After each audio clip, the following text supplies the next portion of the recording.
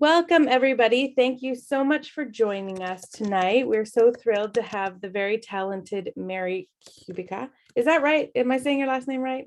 Kubica. Kubica. Yeah, yes, you did good. I've heard it every which way. So I have a really short bio for you, and so I'm going to read it, but then I'm going to let you kind of fill in the blanks because there's a lot of blanks. It's literally like 3 lines. So it says Mary Kubica holds a Bachelor of Arts degree from Miami University in Oxford, Ohio, in history and American literature.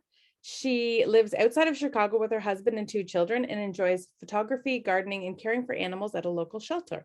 The Good Girl was her first novel, and she has since written quite a few. I think, is it 7 now? Yeah, 7. Look, one missing is number 7. So we've just read your 7th. Ladies, just a little bit of admin before I turn it over to Mary to fill in the blanks of how she got started in this career and how she got up to 7 books. If you do want to ask a question, you're absolutely welcome to ask the question live. We love engagement from our audience. And if you don't want to ask it live, that's completely fine as well. We do have a chat window, so please make use of that. And if you put your question there, we'll make sure we get to it. As long as time allows, of course. We've got about 45 minutes to an hour at the most, depending on how it all goes.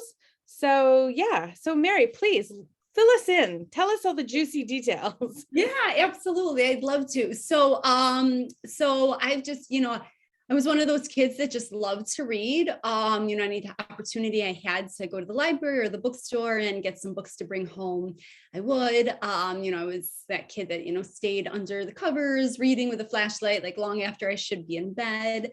And then I want to say I was in middle school, 12, 13 years old, something like that I was at a sleepover with a cousin of mine. And she shared with me this story that she had written that I was just like totally blown away by, like, the story. It was so good, but also it was the first time, in retrospect, it kind of seems silly now that I have kids that are, similar age, but it was the first time I really like thought about writing a story myself, like trying that, for as much as I love to read, I never thought about, these authors at home writing these stories. It was like they just began there at the bookstore, the library, when I laid eyes on them. So I tried it, like right away after I read the story of my cousins. It was like I grabbed paper and a pen and I got started right away. And from that moment in my life, like 12 or 13 years old, it was just something that I've been so passionate about, something that I've just always loved to do. I never thought it was something that I was going to pursue professionally, though. It was just always kind of happy or after work. It was just one of those things that stayed with me, and I never studied creative writing in college. I never was part of a writers group. I never like attempted to get anything published. Nothing, it was really for me. When I was younger, I would share some things that I had written with like my parents or with a teacher. But as I got older, I stopped doing even that. It was really for me. I was just really, I didn't have a lot of confidence in my writing. I didn't know if it was good. And I was scared to put myself out there and see what others thought of it. So I always knew I wanted to be a teacher, though. So career-wise, after college, I became a high school history teacher. I taught in the suburbs of Chicago, which is where I live now. And then for a few years, I was teaching out in the Omaha public schools. My husband was relocated out there for work. So we lived out there for a while. And again, through it all, I would come home. I'd always be thinking about, like the next story I was going to write. And, it was just something that I couldn't not do. And then back in 2005, my daughter was born, and I decided to leave my teaching career, what I thought was temporarily, to start my family. And it was like literally like weeks after my daughter was born that I started working on The Good Girl, which is my first published novel, and I got this idea and I was just kind of consumed by it. And, I had a newborn at home, so I didn't have a lot of free time on my hands.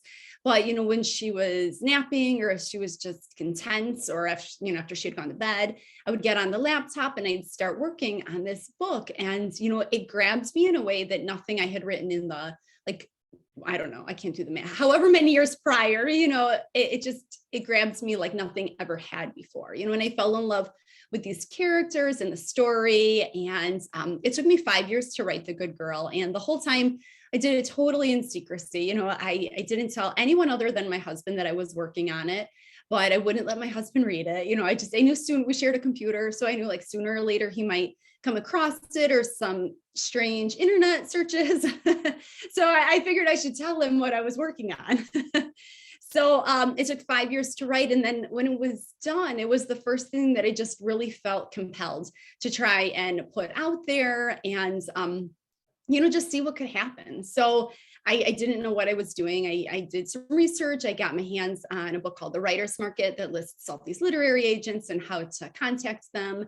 And, just started sending out these query letters, like a lot of query letters. I didn't keep great track, but in my memories, it's like 75 to 100. I literally just went through that book, which is thick, and found anybody that represented, the kind of work that I thought I had written, the kind of genre. And I sent it off to them, and, the rejection was like immediate. And there were three ultimately agents that asked to read the entire manuscript, but in the end, all three of them turned it down. And so I thought, well, this book is never going to be published. And I moved on. I started writing something else. I don't know what it is or where it is. It was just like at that time, I really felt like The Good Girl was the best that I could do.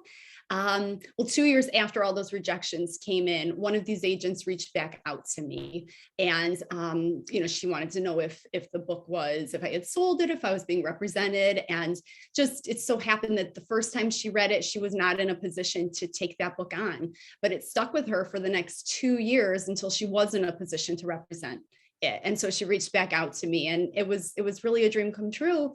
And within just a couple of months, my agent had sold The Good Girl to the wonderful people at Park Row Books, which was then Mira Books. And now 6 books later, I'm still with them and feel just really fortunate that I get to live my dream every single day.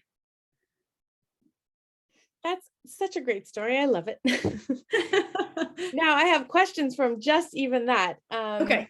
So you're still with Park Row, which is amazing. I love that when that happens, when you've had such a great relationship. Or is your agent still your agent? So my agent is not an agent anymore, but Okay. I have been with the same wonderful Erica Imrani editor for all the books. And it's such a great, just to see the way that relationship has grown over the years and how much I have learned from her. I think back on my writing now and just, how much has been influenced from Erica. And it's kind of neat to look back and see, since I have been with the same person for that long, just how that things have changed. Yeah, that's cool. Having read The Good Girl, I thought it was really funny when you talked about your web searches. Yeah, right. So everybody, if you do have a question, there's a raise your hand functionality. If you have any trouble using it, then you can just pop in the chat and Val can help you. But you can also ask your questions using the chat menu. So please feel free. We've got such a good group of ladies here tonight. And sorry, Randy, and men. We've already got a hand up. I will go straight to Vanita. Hi, Vanita. Hi, and hi, Mary. This is amazing. I loved your book. I'm also a writer and in the process of writing my first book. So I have a question for you about the point of view. So I see in the book, a lot of different, I think all the characters have their own voice. So what was the thought behind that? I think that has worked fantastic, but I just want to know how did you get that idea? Yeah, so it's just really like a personal preference, I think. And it's funny because I hear, I'll catch some like Twitter conversations about how people maybe don't love first person as much as I do. But, for me as a writer, I just feel like I can understand my characters that much more when I literally put myself in their shoes. I've attempted to write third person, and every now and then I do. Like in The Other Misses, I have one character that's told from the third person, and in Local Woman Missing, there's one from the second person point of view, which was a little different. But for the most part, I prefer the first person point of view, just because, I feel like I'm right there in the action. I'm not, outside looking through the window. I'm really part of this, and it's kind of the way that I connect the most with my characters is just, to write that way. The other thing that I do when I write, because I have so many voices in Local Woman Missing, we hear from 4, the other thing that I do is only focus on one of them at a time. So it sounds like utter chaos, but like when I was writing this book, I wrote Delilah's part first, but then I want to say that I went on to Kate next, and I wrote all of Kate from beginning to end, and then I set it aside. And then I think I did Meredith next, and I wrote all of Meredith. So I'm not like worried about all the characters sounding the same in the end. They have their unique voice, because while I'm writing, I'm literally just focusing on that one voice. And then when I'm done, I, take it to FedEx or whatever, and I print it all out, and I have like my different stacks of paper for each of these narrators, and start sort of shuffling it back together. So it requires some edits at the end to make sure, everything is happening at the right time. But it's just kind of the way that I feel like I can get the closest to my characters. Thank you. Yeah, thank you for the great question. Thank you, Vinita. That was a great question. So now where they're coming. Now we have lots of questions in the chat window. And one that I had actually myself was to plan your stories. They're so well crafted that we need to know more about your process. And I feel like you've definitely just touched on that. But Rima also asks, she said, she says that she loved the book and she read it before and raved about it. So she was so psyched when it was picked for a book club. But what was the process for mapping out the story as you were writing it? Yeah, well, thank you, first of all, for the nice words, and for reading Local and Missing. My process is messy. There's not really much of a process. I usually, I start with an idea, and usually it's some like problem that needs to be solved. So in the case of Local and Missing, I knew that I was going to have this girl who'd been in captivity for a number of years and was returning home. And that was all I knew. That's kind of where I started with this book. And Delilah's voice was sort of speaking to me the loudest. So I wrote that first like 40-page section of Delilah's, and where she's sort of escaping from captivity. And again, I still didn't know how she got here, and what ultimately was going to happen when she returned home. I didn't know how any of those pieces were going to go together. So when they talk about writers, a lot of times they categorize us as either plotters or pantsers. A plotter obviously plots, and a pantser flies by the seat of their pants, and that is totally me. Which I love. Sometimes it does make me nervous that somehow all these pieces are not going to come together, but there's a lot of like adrenaline behind it, and just it's very spontaneous, and I love that. I love that on any given day that I sit down to write, I have no idea what is going to happen in the lives of these characters, or how the characters are just going to change on me. So I did that. So I wrote Delilah's section, and then I guess one of the other questions that I ask myself from the beginning is, who is going to tell this story? Because I always like to have multiple narrators. I've never attempted a book from just one perspective, and I think that would be hard. I know some people say that they think it's hard to have so many voices. I think the opposite. I think it would be really hard for one voice to carry you like 350 pages as a writer, not as a reader, but as a writer. So I knew that I wanted some like before and after time frames. I knew that I wanted to hear from the people right in this family, but I also chose Kate's voice, the next door neighbor, because I wanted somebody that just kind of had like a different take on this family, that wasn't part of the family and may see things or reveal things about the family that they weren't going to reveal about themselves. So that was sort of my initial reason for including Kate. And then, she kind of went on to have some more purpose too, that I didn't know when I first started writing the book. So yeah, that's it. I just kind of start writing. And usually like as I'm writing one of my voices, I start to, think about how this is going to connect to other voices. And, the mystery starts to sort of develop. And there's so much that I don't know about my characters until it happens, until I actually write it. And like Meredith is a doula, and it ends up being a huge part of this book. And I didn't, when I said she was a doula, it was just her job, it was just to give her kind of like work. And then it just ended up, as I started, I know some doulas. And so I knew a little bit about the profession, and I'd heard some stories, but the more research I started to do, I thought, oh no, this could really be like an integral part of the story. And so that part of it grew. So it's kind of messy, but I also sort of love it just because it has like a really organic feel to it. So Renee has asked, how did the idea of local women missing come up? And I think that that kind of ties into a bigger question about genre. And so there are books written about women or men locked in basements. So Yeah. was there like a certain, like something that you came across that inspired you to have like, because yours was a completely unique twist on this. And I didn't feel like I was reading something, it didn't feel like I was reading Room or anything I'd read before. So Right. how did you get inspired? Yeah, I think that I think the thing that interested me the most was that you hear so many missing persons cases, sadly, on the news. But for us, just watching it, it's like the story ends when that person is found and returned home. We don't really get to see, obvious, like for so many reasons. I understand why, but curious minds want to know, what is it like when that person returns home, and what's it like to just sort of like get reacclimated into society and to move in with this family that you literally don't know, you have no memory of, and to be part of this whole like police case that's just been reopened. And so that was really where I started with that. What was it like for Delilah returning home? And there were a few things that I knew that I wanted to do with this story, but again, I didn't know how it was all going to come together. I think that missing person stories, like you say, Erin, they're not brand new.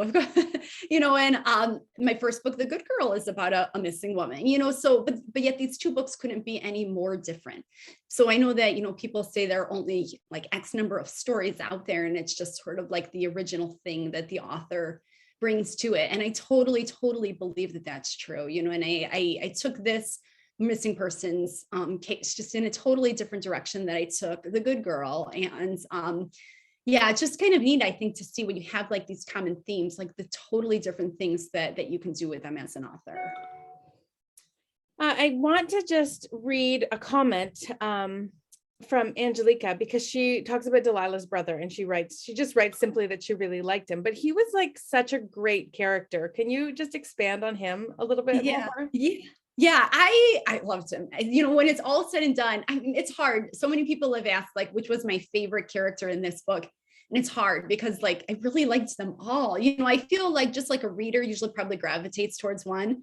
I usually do in most of my books. But with this one, it's like the answer I give on any given day might change. But with Leo, I just, he's just so typical I felt like, at least, for a teenager that age. I have a teenage son, and they're sort of like in their own world sometimes, just being a teenager, they're a little aloof. And here his whole life has really been overshadowed by, his mother and sister. And, he's kind of fought to get his father's love because his father is so like focused on them. And, where's Delilah and what happens to Meredith? And so his whole life has just been overshadowed by this. So finally, it's like he sort of has some peace. And then Delilah returns and sort of reopens this whole thing.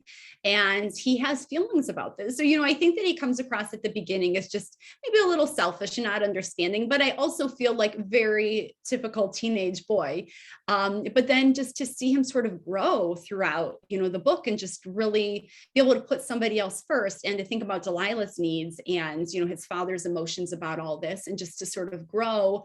And I don't know, the boy that he is at the end of the book is so different than the boy he is at the beginning, but I just adored him, and his was the only voice that I've ever attempted to write in second person. And I did it because I was thinking about how we hear from Delilah at the beginning, and she's a teenager too, even though she's been in captivity for so long. So it's a little different, but I wanted these two voices to be totally different. I didn't want them to sound similar at the end. So I got the idea just to try, that second person point of view. And I kind of loved it. His story then sort of just becomes this really like personal conversation that he's having with Delilah. So Angelica has got her hand up, and she's the one who commented Oh, on it. So I'm going to let her go ahead. Hi, I'm Angelica.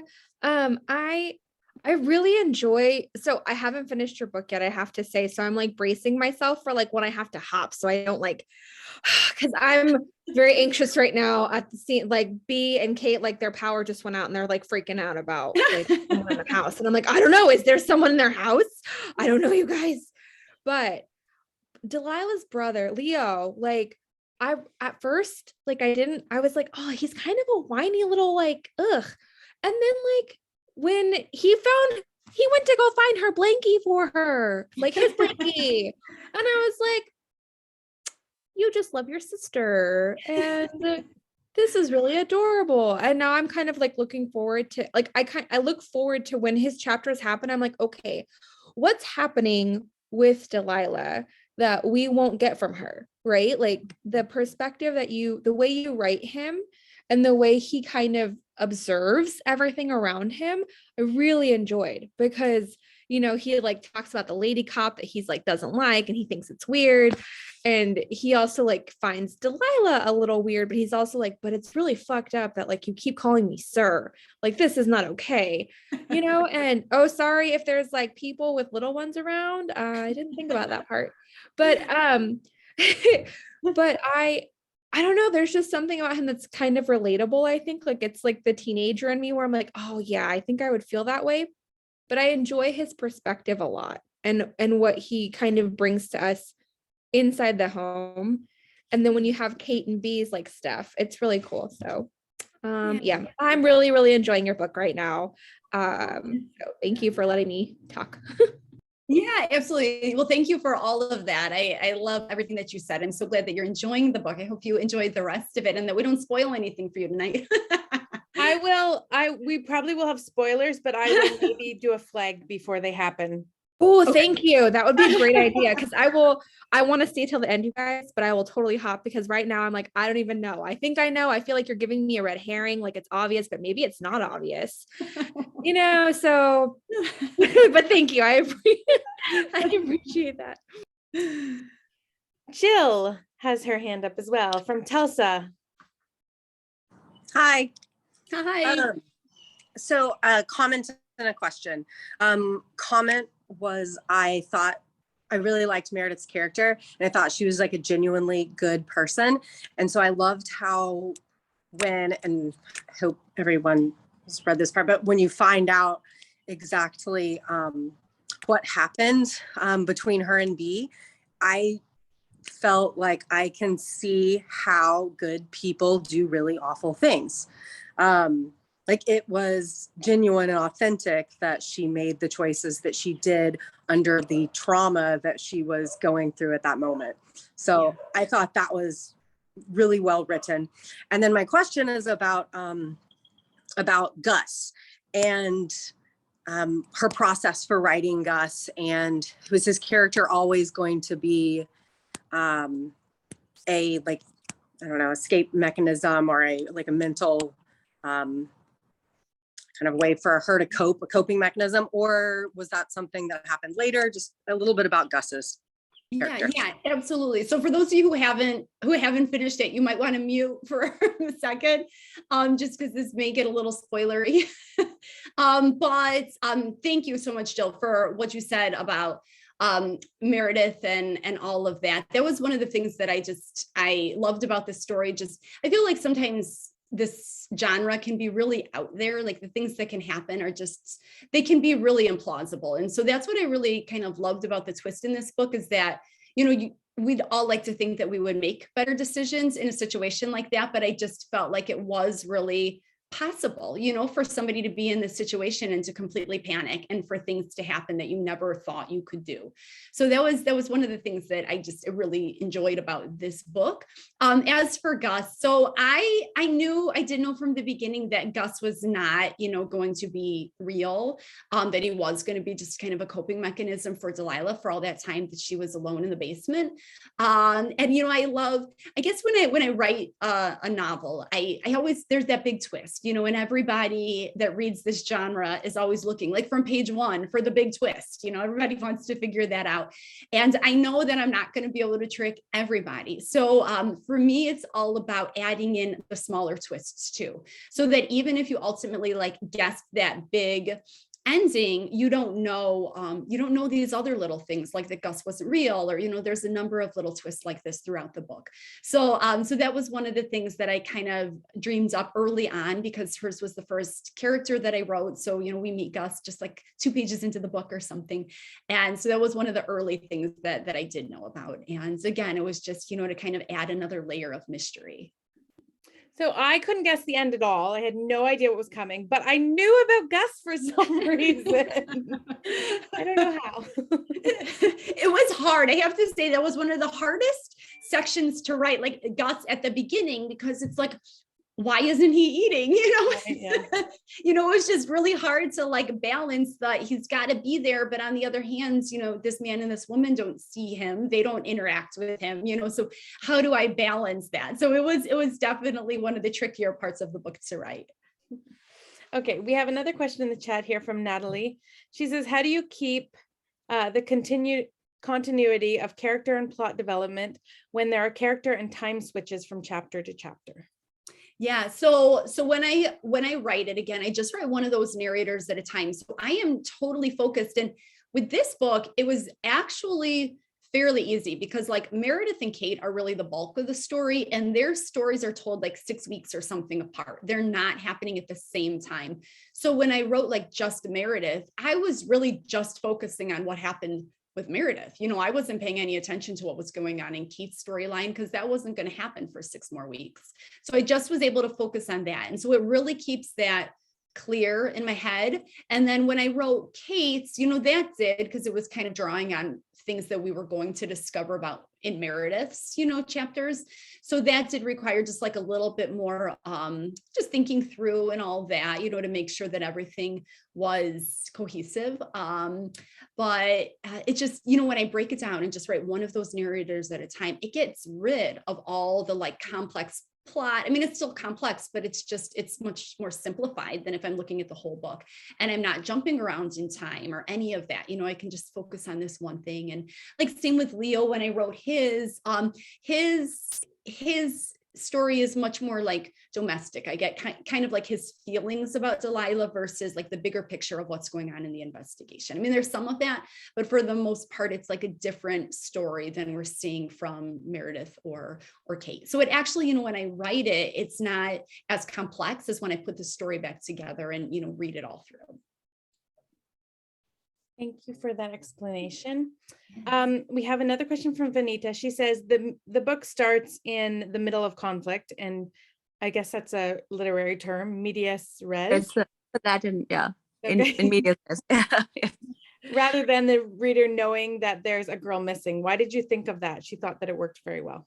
Okay, good. I'm glad. That was actually like a later addition, the prologue, the couple pages that come right before Delilah. And part of the thought is that Delilah's chapter is heavy, and it's sad. And if that was the first thing that the reader saw, they might not think it's like, it doesn't have the same like thrillery elements than if it does, in the way that it begins with Shelby creeping off, to meet somebody, and then this car coming down the road. So it sort of has like different implications. It just kind of pulls the reader in a different way. So that was really ultimately, why. I just feel like that was a shorter, kind of just like grabbier chapter than that big Delilah one, where you just kind of have to like sink yourself in and see what happens during her big chapter. Thank you. Yeah, absolutely. Thank you. I think we just need to clear something up here. I think that Natalie has written, I don't think she was a good person doing a bad thing. She was a sociopath. I think she was talking about Meredith, not B. Just to clear that up. There's so many questions. I'm just combing through, picking them out, making sure that I'm talking, saying them right. But one thing that I wanted to know about was,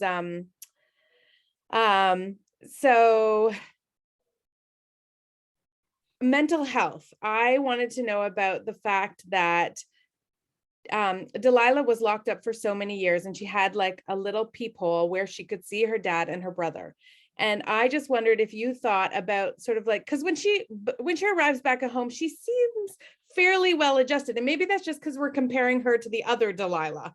But like, how would that affect somebody being that close, but like not being able to connect with their family? Right. I mean, it's like like a form of torture, in some ways. Here she is. And I think that because she was so young when she went into that studio, and she was also being taken care of by a person that she knew and trusted. So although she had seen, what happens between B and her mother in the garage. So, but I think that, in my mind, there's definitely going to be mental health implications, after the fact. She's not going to be okay. She missed her whole childhood. She doesn't even know what it's like to go to school and to grow up and to experience things that kids her own age are doing, and she saw her dad and her brother the whole time out, this little people, and yet couldn't be with them, couldn't go to them, none of that. So, I mean, that's horrible. I softened that, by she was with B, who did the best she could to take care of her in that situation, so it was hard. I mean, I definitely think that she is going to need help to really reconcile all of this and to be able to move on. And I don't think that she will maybe ever be, fully okay. How do you ever move on beyond a situation like that? You can never get that time back that you lost. So I definitely think that that's going to be hard on her, on the whole family. I mean, for Leo and his father to have been right there, and they didn't know that she was just within reach. So Renee, I feel like your question is sort of like an add-on to what Mary has just been talking about. She wants to know if you'd ever consider doing a sequel about Delilah's story. She feels like she has a lot to say, perhaps. Yeah, I know. So I've never done a sequel. Every now and then I think about it, I hear these authors who do write series speak, and, they talk about how much comfort there is to starting, the second book in a series when they already know the characters, because that's always sort of the hard part at the beginning for me, is just to connect with these characters and feel like I know them.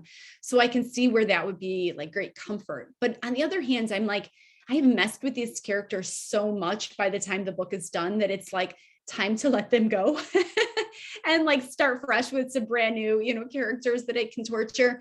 But I love the idea. I know that there's always so many kind of questions, some open-ended, things. Not everything is resolved at the ends of my books, let's say. And I like it because I think that it leads to great discussions. People want to know, well, what is Delilah like after the fact, and things like that. But I also think that it's fun, I think, as a reader to just kind of imagine. And I don't know that I could carry those questions of where is Delilah now and things like that through a whole nother book, if that makes sense. But it's the kind of thing I know some authors do, novellas that are prequels and things like that, or sequels and all that. So that would be kind of fun, on a smaller level to kind of consider sometime.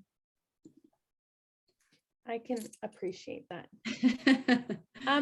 So let's just change. We have a lot of questions, but they're actually going to be spoilers. So I'm actually going to kind of group them together and ask them at the end, so that anybody who sort of wants to finish the book, if they haven't already finished it, can sort of log off, and then we can just go through a couple more questions. Okay, that sounds great. So genre-wise, all of your books, tell me if I'm wrong here, are psychological thrillers. There, you're correct.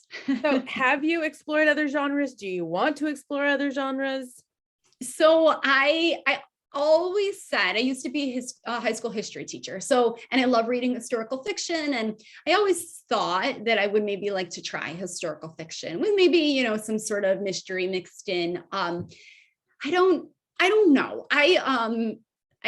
I'm taking that back, I think, because the more that one of my books, which I ended up setting aside at some point, I tried to set a book in the 1980s, which is not super historical. But I did. And I noticed that it was a much different writing experience. I just felt like I had to step away from the story so much to go just research little details to make sure I got all the history of it right. And it was taking me out of the stories. And I'm the kind of person that just likes to lose myself in my stories and my characters when I'm writing. And so I found it a little tedious, a little bothersome. I just couldn't let the story carry me away. So I don't know, I think that if I was to do it, I would really have to I tend to publish a book every 12 to 18 months. And so I think that it's the kind of thing I would really have to slow down and just really devote a good amount of time to research and then trying to write the book. So I'm not going to say never, but that's, if I was to choose another genre, that's what it would be, historical fiction. Yeah, I didn't even think about the history teacher aspect of that. It lends itself very well to historical fiction for sure. well, this book particularly, but this book lends itself very well to television. I can completely already see this as a Netflix series. But I mean, a lot of your books actually could go that route. Have you had any conversations about anything like that? Yeah, so this one, Local One Missing, has been optioned by Black Bear Pictures, and they want to do a limited TV series. And so far they have a screenwriter. She's either done or almost done working on the screenplay.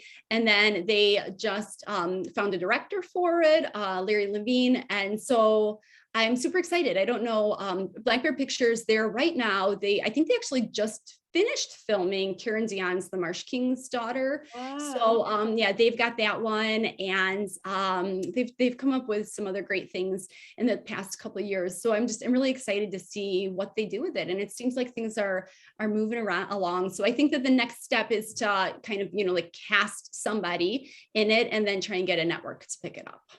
So that sounds like further along, because we hear from authors all the time, like, oh yeah, somebody's optioned it, but we might not ever see it. But that sounds like it's moving in the right direction. You know what? It does. I'm really happy. This is the third book of mine that's been optioned. The Good Girl was optioned, and then The Other Misses was optioned by Netflix. But it seems like this is the one. It's like the last one optioned, but it seems like it's moving the quickest. So I'm really excited to see what they do with it. Oh, well, that'll be very, very exciting if it comes to fruition. So fingers crossed. Yeah, thank you. So I have a bunch of spoiler questions, but I'm going to ask the ones that aren't. What books are on your bedside? What books have been your favorite within the last year? Okay, so whenever I get this question, I draw a blank. I can't think of a book title to save my life. But no, right now I am 100 pages into Daisy Darker by Alice Feeney, which comes out, I want to say, in August. Yeah, we're reading her book next month, but his and is hers. that Rock, Paper, Scissors? No, his and hers even earlier. Oh, than okay, Rock, Paper, Scissors, okay. yeah. I love all of her work. Rock, Paper, Scissors was one of my definite favorites from the last year. So if you haven't read that one yet, I highly recommend it. I think one of my favorites of all time I'm always recommending is Jennifer Hillier's Little Secrets. And Jennifer Hillier has a new one coming out, I want to say this summer too, which I have an arc of, but I have not had a chance to start reading it yet. Some other great ones that I've read recently, but aren't out yet. Oh my gosh, Julie. Now I'm drawing a blank. The woman that wrote, oh my gosh, The Last Flight. Julie, why am I blinking? Julie Clark. She has a new one coming out this year also that was really, really phenomenal. Gosh, so many good ones. There's just a lot coming out this summer. I feel like Riley Sager has a new one coming out. So I don't know, I feel like I get a lot of arcs, and so I'm always feeling bad because it's books that I'm reading books that aren't going to come out for a couple months. So I always feel a little bit badly, but you can pre-order them. You can, put them on hold at your library as soon as you can, but there are a lot of great ones to look forward to. So the one by Julie Clark is called The Lies I Tell, and it's coming out. I'm just on Goodreads here. It's coming out June 21st, so not too far. Not too far. Yeah, that one was really, really fun. It's kind of like a cat and mouse thriller, and it's so smart and so good. You'll fly through that one. So are you getting these arcs because they want you to write the little blurbs for them? Yeah. Usually they're all psychological thrillers. Is that all you read? I know. I mean, usually I read a lot of historical fiction too, but I feel like psychological thrillers are, usually what I'm reading to. It's just sort of what I gravitate towards. Yeah. But sometimes when I'm right in the middle of writing, especially if I'm having trouble writing, COVID was not very helpful for me in terms of writing. My creativity was sort of gone and all of that. So then it's hard to read psychological thrillers because it's just I read it and I think, oh, these are so good. I can't do this. And then I start to, all that self-doubt kicks in. So sometimes if I'm right in the middle of writing, I will try and steer clear a little bit. But right now, I have a little break here. I just finished up my next book. And so it's kind of nice to pack them all in right now. So I think it's and I understand when you can't write when you get writer's block, but if this is what you wrote during COVID, then I think you're doing all right. Thank you.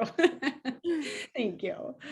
Okay, I'm gonna go into the spoilers now. So if anybody hasn't finished it and you don't want to be a part of this part, then thank you very much for attending with us this evening. And you'll be able to watch this after you finish the book, the recording of it. So you won't miss out, but just a heads up to anybody who doesn't want to hear this. Okay, so I'm gonna go back here. So this is a very specific question, but Natalie wants to know, the part that had the plywood wasn't soundproofed. Why didn't Delilah bang against the plywood? That's a good question. I don't know. She was young. She didn't know. Yeah, I don't know. She just didn't try it. Or if she did, nobody heard her. Fair enough. And then I have a question from Katie. She says, I would like to confirm that the first Delilah chapter is the other girl in the basement, not Delilah. Not the real Correct. Delilah. Correct. So the girl that's in the basement, her name is Carly Bird. And she's from just outside of St. Louis somewhere. And it says she went missing, shortly after or before Delilah did. And so no, Delilah, totally different. The real Delilah was right next door the whole time. Okay. And here's another one. It's from Sophie. She says, I really enjoyed the unresolved elements of the book. Potential spoiler alert. I really liked how you insinuated that Shelby may have been cheating with Marty, Cassandra's husband, with regards to him leaving his wedding ring. Mm-hmm. Yeah. Yeah, that's I think that every book club that I go to, that's like the first question that gets asked, and yeah, there's, you can definitely make that connection there. There's some things that I don't always like to say absolutely that's, his baby and things like that, but definitely you can make that connection there. And Jill had a thought. She thought that Shelby's baby was going to be revealed as Marty's. Yeah. So the end of Local Woman Missing is very surprising, although looking back, I think I should have had some idea, given that one of the narrators of the story was the neighbor. Do you think this alerted some of your readers very early on? I don't know, actually. The vast majority of the reviews that I have read, people don't predict the ending, which I love. Some people do, and I don't know what it is that, tips them off to that. It's kind of interesting because when I chose Kate as the narrator, I did not know that B was going to do this.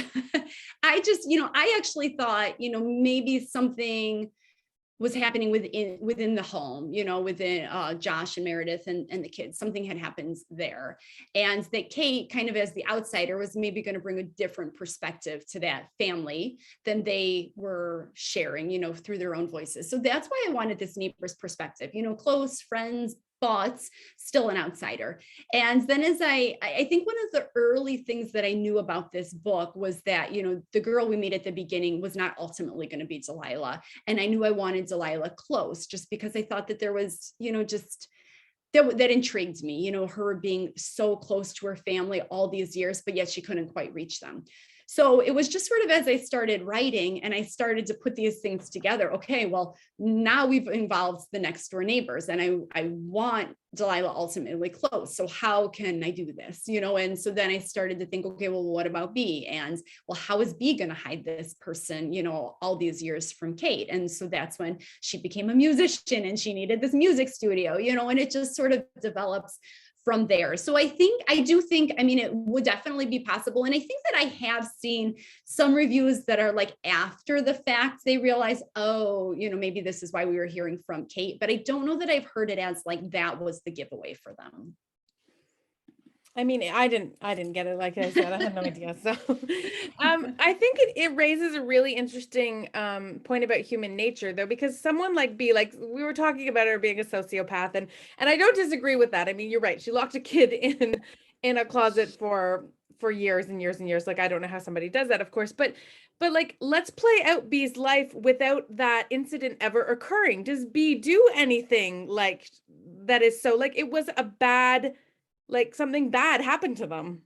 Right. And I mean, like, we would not do this. We would not do what B did in this situation, but it's like, we've never been in that situation. Thank goodness. So you don't know, I'm not disputing that she's not a sociopath or that she didn't make some really, really terrible decisions, but she snapped, I mean, she had this moment where like, she just did this horrible thing and all she could think about was protecting herself, and she went from just really like a nice person, a great neighbor and a great friend, to she will do anything to protect herself. And she does that from, getting rid of Shelby's body to what she does to Meredith, to hiding, Delilah in that studio all those years. So, I don't know. It's kind of, Meredith definitely just sort of got dragged into this by mistake, and ultimately she's the one that wanted to come clean. She wanted to confess. You could see like how it just wrecked her, what they had done in those like last chapters. But yeah, I don't know, it's like, she's definitely takes it to the extreme. But on the other hand, it's like, I felt like it was really plausible, that some seemingly normal person could snap like that and just do anything in their power to protect themselves. Well, and also her most cherished person in the world had no idea who this person was. Like she was able to completely conceal that. Right. Yeah, absolutely. I mean, to think about her having this child, so close for all those years and to totally keep that from Kate. So she's definitely like a darker person than she lets on, that she can keep this child there and like lie to Kate for all those years. Yeah, Natalie's just saying here, B joined in the questioning of the neighborhood when she ran over Shelby and knew Meredith had run. Yeah, I mean, she had to be an actress as well as everything else. Yeah. So, okay, now is the point in the night where you tell us what's next. So I just finished up my next book. It'll be out January 17th. It's called Don't Wait Up. And this one, I don't have like a practiced elevator speech. But it's about a woman. She's a teacher and she has a fellow coworker teacher, and the coworkers, the other teachers, her husband goes missing, and the other teacher, her good friend, thinks she may have been the last to see him alive, and worried that she may somehow be involved in that. And she and her husband will do like anything to keep anybody else from finding out what happens. So that was not a good elevator pitch, but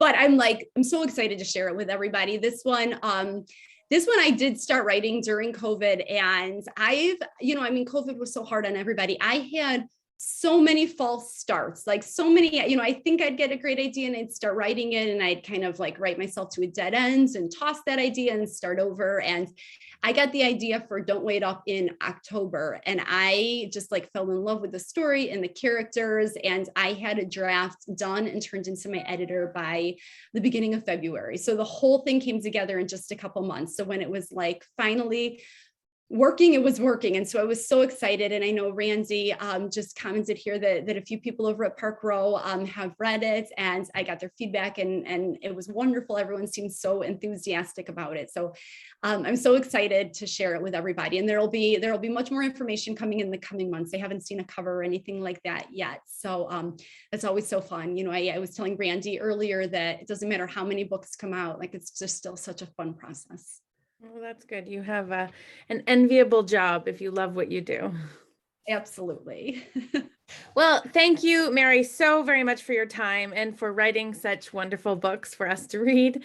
And thank you to everybody who joined us tonight. We really appreciate it.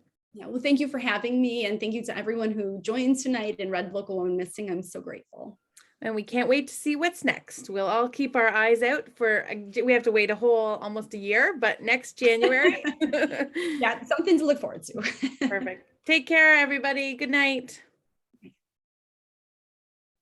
Thank you.